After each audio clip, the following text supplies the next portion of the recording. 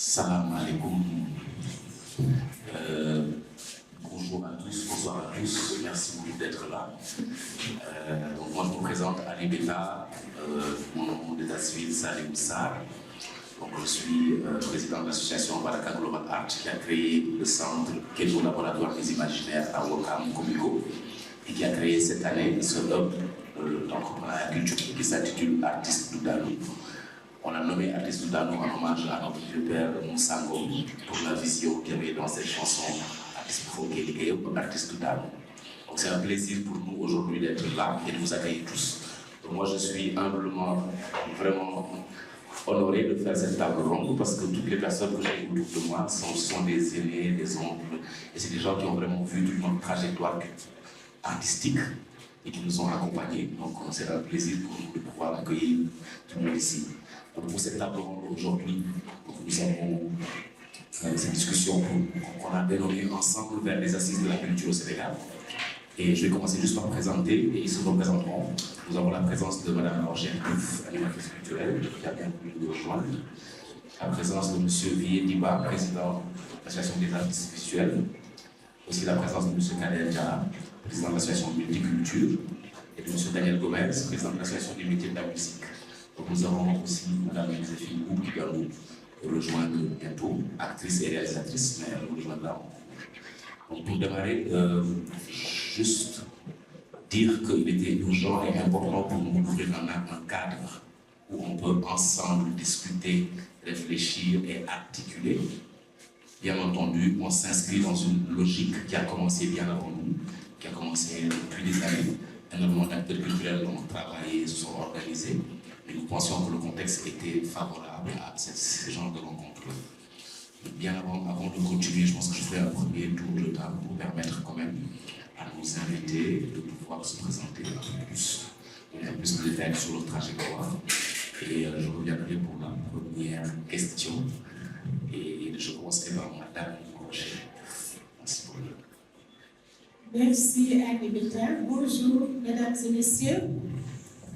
Je voudrais d'abord vous remercier pour m'avoir associé à cette réflexion. Et je m'appelle Angèle Diouf, je suis animatrice culturelle, anciennement agent du ministère de la Culture, où j'ai eu à être directrice du Centre culturel régional de Saint-Louis, directrice du Centre culturel Blaise Senghor. Bon, à un moment donné, un séjour à la direction des arts, après directrice de la maison de la culture d'Outasek, après d'Outasek, conseillère technique chargée de la coordination des centres culturels régionaux et de la décentralisation. Et maintenant, après, j'étais à la Galerie nationale d'art comme directrice. Et après, je crois, devant le service rendu au ministère de la Culture, j'accompagne présentement le musée de la femme Ariane Bachili, situé à la place du souvenir africain de la diaspora. Merci. Merci beaucoup. Je suis professeur et enseignant les arts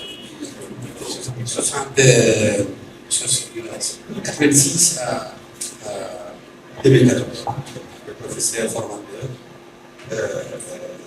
co-président de l'association des arts plasticiens depuis les années 80, cofondateur de la Biennale, grand pays du président de la Biennale en 98.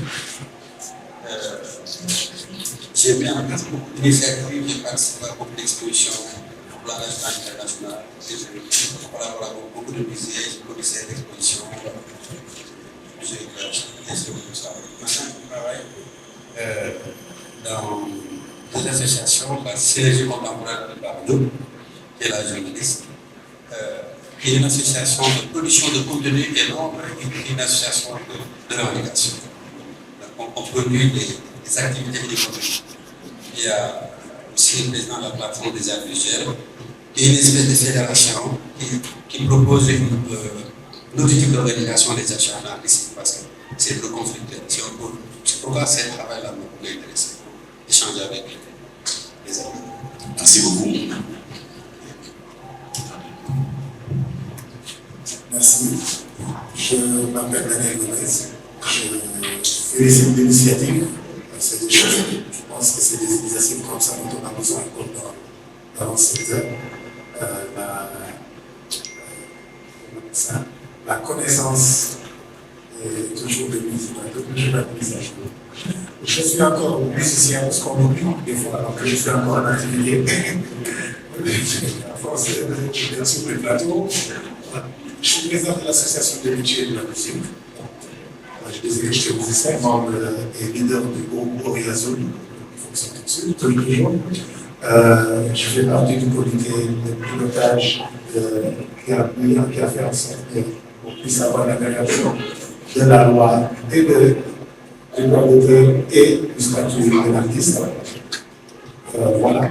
Et je suis également membre du comité, membre du conseil d'administration de la SONAC, où je préside cette commission de l'application des œuvres musicales. Merci. Merci beaucoup. Bonsoir à tout le monde. Je m'appelle Daniel Diarra. Je suis artiste, comédien, metteur en scène, diplômé du Conservatoire national des arts, pour ne pas dire énoncé. Je suis membre fondateur de cette grosse compagnie de théâtre, de festival francophone. Et je suis aussi directeur du festival interscolaire de théâtre, directeur du festival d'humour international d'humour. Et voilà, j'enseigne aussi à l'ENOC, je suis professeur d'art dramatique à l'ENOC. Merci beaucoup. Je pense qu'il était important peut-être de rappeler pourquoi, parce que vu le contexte, nous avons monté un collectif autour de cette initiative Artistes Mondiales, composé de différentes structures culturelles, et nous avons lancé une pétition. Nous avons lancé une pétition pour des assises de la culture. Et cette pétition, aujourd'hui, nous sommes presque à 600 et quelques signatures. Et il nous a semblé important, après cette pétition, dans cette dynamique-là, de mettre en place un cycle de discussion. Un cycle de discussion, parce que cette discussion sera la première, mais il y en aura d'autres. Et l'intention est que ça puisse tourner dans les espaces, qu'on puisse aller retrouver différents acteurs pour recueillir leurs avis, leurs paroles. Je pense que le contexte nous a poussé à lancer cette pétition-là. Je pense qu'on le sait tous avec cette rupture au niveau démocratique et le renouveau qui est dans l'air. On s'est dit, le contexte est favorable à cette démarche-là. Donc il faut juste rappeler qu'à la création de Kénou, nous avions lancé un manifeste qu'on a appelé la culture, notre arme de construction massive. Nous avions déjà cette intention de travailler pour des assises, parce qu'il nous semblait nécessaire de pouvoir, l'urgence était de pouvoir réunir les gens et de comprendre que, jeunes que nous sommes, nous avons vu qu'il y a énormément de dynamiques qui ont déjà existé, un travail qui a déjà été fait, beaucoup d'associations, d'individus, d'artistes, d'acteurs culturels qui avaient une réflexion déjà produite. Il nous avait semblé important de pouvoir articuler tout ça, de pouvoir réunir tout cela. Et dans ce contexte de renouveau politique, on s'est dit, voici le moment. Les contestations, elles sont sur la table, les propositions aussi, elles sont sur la table. Mais vu qu'il y a une idée de rupture, on s'est dit, quelle serait une rupture sans une vision culturelle claire? Au-delà de la dimension industrie, organisation, statut de l'artiste, qui est importante, et sur lequel il y a un travail, comme je l'ai dit, qui a déjà été fait, mais aussi la dimension de la culture comme transversale à tous les autres domaines, et surtout important dans un projet de société. Donc c'est ça la vision qui nous a poussé à lancer ces assises-là. Et aussi, on a observé que sur le territoire, il y a énormément d'initiatives. Ce sont des managers, la MS, il y a énormément de structures qui font un travail. Mais qu'il manquait un cadre où ces différents acteurs-là puissent ensemble se réunir, ensemble articuler quelque chose et ne pas reproduire ce qu'on a vu dans les dernières années qu'on a été là. Voilà. Il y a ce manque d'unité-là dans le milieu. Donc, raison pour laquelle on s'est dit qu'il est important de mettre en place cet espace de discussion vers les assises. On ne sait pas encore ce que ça va donner, mais en tout cas, des discussions préalables qui nous permettraient, l'intention serait, une fois que cette série de discussions est faite, de pouvoir articuler un propos, un mémorandum, de pouvoir essayer de le poser sur la table des autorités. Donc, la première question que j'aimerais poser à nos invités, ce serait, selon vous, quelle est la grosse difficulté ou bien comment pouvons-nous faire pour réunir? Parce que pour nous, il y a deux dimensions, la dimension interne au secteur culturel. Et il y a une autre dimension qui serait avec les autorités. Et que ces deux dimensions devraient s'articuler. Et dans cette intention de réunir les étudiants, selon vous, la table ronde, l'objectif serait d'articuler les raisons fondamentales qui font que c'est nécessaire qu'il y ait des assises. Et pour ces assises, il est nécessaire que l'on puisse les suivre. Donc je lance ça sur la table. Je ne dirai pas tel ou tel et je laisse la liberté à qui aurait envie de commencer pour tenter de répondre à cette question-là. L'urgence de nous réunir et les raisons fondamentales qui font la nécessité de pouvoir poser des assises. C'est la question que je pense. Je pense que madame. Merci. C'est vrai, il y a l'urgence de se réunir, c'est vrai. Et je crois que dans la note de cadrage que vous avez présentée, vous avez beaucoup insisté sur cet aspect-là. Moi, ce que je voudrais dire d'emblée, c'est pourquoi nous devons le faire. Et tu en as un peu, vous en avez, je dis tu quoi, c'est plus sympa. Tu en as un peu parlé aussi dans la note de cadrage. C'est-à-dire qu'un peu la richesse d'un peu de ce milieu culturel qui est extrêmement riche. Si nous considérons le nombre d'acteurs dans toutes les disciplines artistiques, ceux de Daniel Gomez, les musiciens, ceux de Kader Diarra, les comédiens, ceux de Vieux-Diba, les artistes plasticiens, les danseurs qui ne sont peut-être pas représentés, les designers, voilà. Véritablement, plusieurs catégories socio-professionnelles avec de multiples acteurs, sans compter ceux qui sont un peu dans le milieu de l'entrepreneuriat. Donc c'est un terrain absolument fécond, mais je crois que pourquoi la culture a des difficultés, les gens ne se concertent pas. Manque de concertation, manque de solidarité, et cela conduit aussi un peu à un manque d'efficacité, je veux dire. Et cela, je crois, doit pouvoir être corrigé effectivement dans un cadre de concertation comme les assises. Je crois qu'on n'a pas idée de la force que constituent les acteurs culturels. C'est une force énorme. C'est une très, très grande masse qui pourrait normalement faire basculer la balance. Mais bon, avec les divisions qu'il y a, avec la séparation dans les différentes disciplines artistiques, il est très difficile de pouvoir se faire entendre. Chacun essaie peut-être de tirer la couverture de son côté, et cela fragilise absolument le secteur de la culture. Je crois que dans un premier temps, c'est ce que je pouvais dire, vraiment attirer l'attention sur ces problèmes-là, que nous puissions savoir qui nous sommes. Parmi ces 18 et quelques millions de Sénégalaises et Sénégalais, combien d'acteurs sommes-nous? On fait peut-être 1, 2, je ne sais même pas. Ça aussi, ce sont des informations que nous devons avoir. On n'a pas ces informations. Et ça, je crois qu'il faut y travailler pour pouvoir avoir une véritable base de données sur les différents acteurs et véritablement peser le vrai poids des acteurs, je veux dire. Wow. À mon avis, c'est une question qui n'est pas du tout facile. Elle est complexe. Il faut faire un effort, pour moi, de comprendre pourquoi. D'abord, à l'intérieur des disciplines artistiques, tout le monde est ensemble. Il y a combien d'associations de comédiens, il y a combien d'associations de musiciens, combien d'associations de danseurs, combien d'associations de plasticiens. Et à l'intérieur des associations, quels sont ceux qui sont mobilisés? L'essentiel n'est pas mobilisé. Il y a 2 ou 3 personnes qui sont mobilisées et les autres sont là. C'est un fait d'histoire. C'est extrêmement important de comprendre d'abord les phénomènes avant de les réponses. C'est la première chose. D'abord, certaines divisions sont liées à la nature de certaines disciplines artistiques. Quand vous prenez les plasticiens, ils ont un rapport très individuel avec leur métier, leur carrière. C'est des gens qui n'ont pas besoin d'être ensemble pour fonctionner.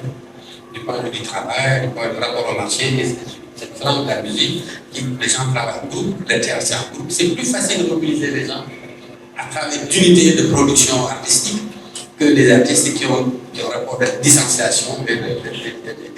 Ça, je crois que c'est extrêmement important de comprendre d'abord le caractère de chaque secteur de production. Dans ça, qu'est-ce qui peut être identifié comme élément fédéral? Ça, c'est très important. chercher l'élément fédérateur dans tout ça. L'élément fédérateur entre les différents civils, pour le moment, la SODA est un exemple d'élément fédérateur sur la base de la question des droits.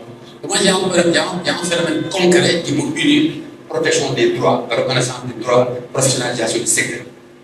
Donc, pour moi, l'élément important, c'est d'identifier ces choses-là. À partir de ces choses-là, comment on peut faire un corpus d'organisation qui puisse se présenter devant les autorités. Mais, depuis un certain temps, en fait, les artistes, je ne parle pas, quand on parle des assises de la culture, on ne parle pas des assises de l'art. Non, là, on n'est pas la culture. Là, c'est quoi? C'est un point focal dans la culture. La culture est plus vaste que l'art.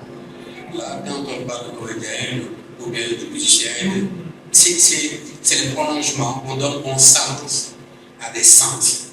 Quand je suis plasticien, je donne du sens au travail de l'œil pour que ce travail puisse être source de connaissances et source de production d'émotions. Un musicien organise les sons pour en faire un élément d'harmonie, prolonge l'oreille. Donc chaque forme d'expression s'adresse à notre système sensoriel. Alors que la culture dépasse ça. La culture, c'est la spécificité que chaque peuple apporte au problème d'existence. Et ça, l'art est dedans, tous les autres phénomènes économiques. Donc la question de la culture, la question à ce moment-là, qui devient un enjeu de débat. Je crois que c'est le vrai problème, c'est là. C'est nous-mêmes qu'on ne peut pas arrêter par rapport à la problématique de la culture. Et ça, c'est intéressant. J'ai vu dans les discussions régulières beaucoup de problématiques sur la dénomination du nouveau ministère. Mais vous savez, depuis quelque temps, c'est les partis qui ont l'initiative et les acteurs culturels ont fait l'initiative. Est-ce que vous savez ça? Ah oui. Vous savez, on évolue dans les problématiques posées par les politiques. On a des problèmes pour créer des initiatives et pour permettre aux acteurs d'être à l'avant-garde des idées, obliger les politiques à suivre ça. C'est aussi simple que ça, et je ferai rapidement un fait historique. Du temps de Senghor, quelle était la problématique culturelle? Le meilleur ministre de la culture de Senghor, c'était Alioune Sène. Après, Assane Seck est venu, mais Alioune Sène, le projet Alioune Sène, Senghor a besoin d'une personnalité capable de mettre en œuvre sa conception culturelle et l'organisation de son pays sur la base de sa vision. Et en ce moment, ce ministre devient un ministre de mission. Et Assane Seck devait accompagner cette internationalisation de la culture et devait encore un ministre de mission. Sur le plan d'ajustement, les ministères ont perdu l'initiative économique par le budget. Ils sont devenus des ministres d'administration. Il n'y a pas d'initiative. Et par rapport à chaque système, il y a un type de comportement des artistes et des acteurs culturels. Le comportement des acteurs culturels sur ces mots était différent du comportement des acteurs culturels sous plan d'ajustement, où ils ont presque disparu, sauf les arts visuels. Parce que les autres disciplines étaient liées au budget de l'État. Ça, c'est très important. Et le modèle d'organisation dans ce contexte-là doit être différent du modèle d'organisation où c'est mort. Abdoulaye Wade était il a créé des ministères que j'appelle ambigus. Et c'était à la fois prolongement de Senghor, parce que Senghor, il a repris les idées de Senghor, mais en même temps, il s'est présenté comme panafricaniste. Donc, à partir de ce moment-là, il y a sa fameuse phrase qui dit Khalis il en a fait des ministères de business. Et vous savez, et jamais on a eu autant d'argent dans la culture sous Wade et Macky que les autres ministères. Ils sont devenus des ministères de business. Dans un ministère de business, il faut fabriquer des associations pour faire du business. Et c'est ça qui s'est passé sous Macky et sous Abdoulaye. Dans ce contexte, quel format organisationnel il faut mettre en place? Donc la question aujourd'hui qui se pose, c'est la nouvelle réalité politique. On met en face d'abord un ministère de mission, parce qu'il y a un projet idéologique à la base. La renaissance est dans le Sénégal de tout nouveau. Parce que si on analyse la technologie, jeunesse, sport et culture, Ce qui lie ces éléments, c'est l'éducation. Le projet, comment mettre la jeunesse, qui est le symbole du futur de ce Sénégal, dans la problématique d'éducation, la création de nouveaux citoyens. Au fond, les artistes, sur le plan du concept, c'est nouveau régime est en train de poser pas important sur le comportement des acteurs culturels et des artistes. L'affaires, c'est terminé. C'est l'intérêt public, l'éducation, le patriotisme, la citoyenneté qui doit être les éléments fondateurs de ces nouvelles problématiques culturelles. Je pense que c'est important de comprendre ça. À partir de ce moment, c'est comment il est possible de mettre en place une stratégie. Parce que si vous faites dans un régime où les gens ils disent il y a 100 morts, plus de 1000 jeunes qui ont fait la prison, vous avez des handicapés. Celui qui porte ce projet a fait une perte sa vie, il a donné sa vie. Est-ce que c'est important de dire moi, je, et ceux qui ont laissé leur vie, qu'est-ce que vous en faites? Attention, c'est une réalité historique extrêmement. C'est pourquoi je salue cette initiative. Et ça va permettre à nous autres de culturels, artistes, de comprendre. Il est question de quoi? En fait, avant de changer quelque chose, il faut d'abord comprendre. Comprendre, déconstruire et reconstruire. Et ça, nous devons être prêts par rapport à ça. Comprendre d'abord, déconstruire ce qui a déconstruit et reconstruire. Et à ce moment-là, je pense que ça va changer complètement notre rapport avec ce gouvernement. Et ça va changer complètement notre considération au niveau de la population. Parce que c'est important ici, c'est la population. Et le changement de paradigme qui pointe à la religion, je crois, pour moi, c'est pour ça que je vous remercie. Oui, ça marche. Merci. Merci. Oui, la question elle est difficile, elle n'est pas difficile, elle est plutôt ambiguë dans son ensemble. Parce que moi je parle plutôt de est-ce que d'abord nous aimons notre pays? Ça, parce qu'on oublie que chaque artiste, chaque acteur culturel est quand même un ambassadeur hors de nos frontières. Et on ne prend pas ça. On ne le prend pas, je vois qu'on ne voit pas cette dimension-là au niveau à ce moment quand les gens se mettent ensemble pour créer une association. Quand l'association des métiers de la musique s'est créée, c'est pourquoi le métier de la musique, ce n'était pas une association de musiciens, ce n'était pas une association de producteurs, ce n'était pas une association de techniciens, c'était une association qui rassemblait tout ça parce qu'il n'y avait rien sur la table. Il n'y avait aucune force de proposition pour le secteur de la musique. Et au fur et à mesure que les gens ont compris d'aller dans cette dynamique-là, bien sûr, on est libre de créer une association quand on veut, mais on est parti dans la course aux subventions. C'est ça le problème. On est de partir dans la construction, de venir avec un projet en se disant ce que l'AMS est en train de proposer là, comment nous on peut s'organiser de manière sectorielle spécifique, association des techniciens, association des managers, association des producteurs, pour qu'ensemble on forme peut-être cette fédération des acteurs de la musique et être une force de proposition pour dire à l'État, voilà ce que nous présentons comme un véritable plan de développement pour la musique. Non, on a eu plutôt cet effet de faites attention, les Aziz, Daniel et tout ça sont en train de vous mener en bateau pour pouvoir ramasser le maximum d'argent. Donc vous ferez mieux de vous séparer et d'aller créer votre association.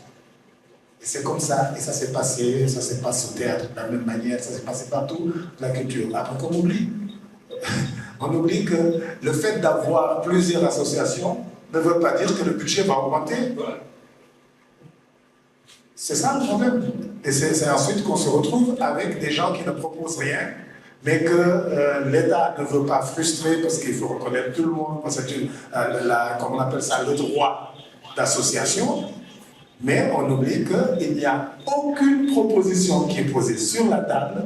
On va juste dire j'ai un festival, j'ai un atelier que je veux animer. On vient, on a 1 million, on a 2 millions, 3 millions. on finit, on dit voilà, il faut faire attention, il y a le prochain budget qui va être voté, il va falloir qu'on remette encore un autre dossier sur la table qui ressemble beaucoup au dossier de l'année précédente. Et après, c'est effectivement qu'est-ce qui se passe au moment des élections, au moment des trucs, je veux dire, au moment des enjeux véritables. On ne comprend pas la problématique de la culture, on ne comprend pas exactement vers où on va. Un jour, on nous entend dire ouais, il faut déstructurer, il faut restructurer, on prend le terme, on le met, une autre fois on dit vraiment, aujourd'hui c'est à la mode, tout le monde parle des industries, des ICC, mais vous prenez n'importe qui dans le secteur culturel il n'y en a pas d'un qui est capable de donner l'explication concrète de ce que c'est que les ICC. Je suis désolé, de tout part nous a dit, maintenant c'est ICC, c'est l'année de l'ICC. Faisons tous les gars, toi tu es créateur, ah donc on te met dans l'industrie créative. Est-ce que nous avons une industrie? Est-ce que la question est là? La question c'est quoi les industries créatives? Dedans on a industrie, dedans on a bien les créateurs.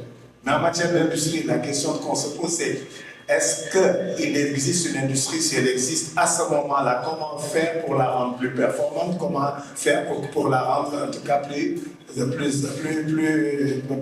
productive? Si elle n'existe pas, à partir de ce qu'on a comme élément, quel est le moyen de mettre en place une véritable industrie dans le domaine de la créativité? C'est assez compliqué. Et ça, on a jusqu'à présent, même jusqu'au niveau du ministère, on n'entend pas quelqu'un qui dise il est grand temps qu'on s'assoie, qu'on discute de ce que sont les termes de la culture.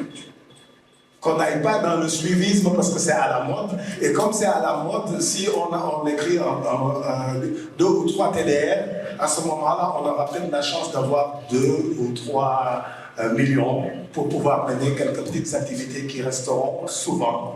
Et là, c'est rare que ça couvre tout le Sénégal. Ça reste souvent dans un milieu très, très fermé. Oui, donc moi je pense à une difficulté, c'est peut-être quand on crée une organisation professionnelle, de savoir pourquoi on la crée. Si ce n'est pas pour l'intérêt général, il faut laisser tomber. Si ça n'a pas de sens, il faut laisser tomber. Il faut pas que ça soit un groupuscule, il faudrait que ça dépasse. Même nous, quand on dit association des métiers de la musique, ça n'a pas de sens que je dise aux gens, il faut qu'on apprenne ce que c'est que les droits d'auteur, quand je sais que le droit d'auteur couvre tout le secteur culturel. Donc je ne vais pas amener juste des musiciens. J'appelle ça juste des musiciens. La preuve, la SODAV est là, la SODAV gère les droits de tous les artistes. C'est parce qu'on est allé dans une situation, il faut se dire quel est le point central qui est commun à tout ce secteur-là. Et nous avons tous les mêmes problèmes. Pourquoi nous ne pouvons pas nous mouvoir? Pourquoi nous ne pouvions pas produire? Tout simplement. Tout simplement. Parce que nous n'avons pas réglé les problèmes de base qui fait qu'aujourd'hui, pour que quelqu'un vienne dire que je viens investir et qu'à ce moment-là, le cadre juridique n'était pas adapté, mais la personne n'a pas envie de financer dans un cadre où il ne se sent pas protégé. C'est pour ça qu'on a beaucoup mis l'accent sur tout ce qui était juridique. C'est ce qui explique qu'on a perdu beaucoup de temps, effectivement, si on peut dire entre guillemets, mais on a fini par régler la problématique de la propriété intellectuelle. Et aujourd'hui, on sait que c'est un besoin de parler du statut de l'artiste. Voilà autre chose, c'est un point qui concerne tout le monde. Pour beaucoup, le statut de l'artiste, c'était avoir une carte, parce qu'avoir au moins une reconnaissance dans le secteur, ne pas être pris comme quelqu'un qui est, quelqu'un qui est là juste pour amuser la galerie. Mais comment faire comprendre à tout le monde que ça va bien au-delà, en sachant que si un citoyen n'a pas une protection sociale, il lui sera difficile de pouvoir s'imposer en force de proposition. Donc voilà, moi je pense que les organisations professionnelles, l'État aussi doit avoir ça, arriver à reconnaître que des organisations comme des forces de proposition, et que ce ne soit pas l'État qui est à impulser. Moi je pense que l'État doit écouter, accompagner.